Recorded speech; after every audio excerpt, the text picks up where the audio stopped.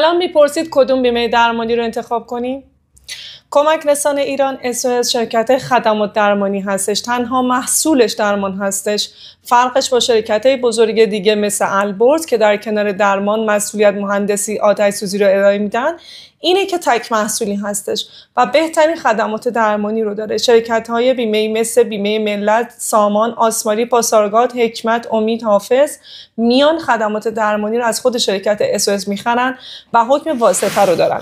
و سوال این که با این که میخرن چرا خدماتشون ارزونتر از SOS هستش؟ جواب این که چون بخشی از خدماتو میخرن با تعرفه پایینتر پوشش میدن. برای همین کلی نارضایتی از طرف بیمه شده این شرکت ها وجود داره و اون خدمات 24 ساعته و تمام SOS رو هیچ شرکتی نداره. SOS برند و بین المللی هستش، خارج از کشور رو پوشش میده.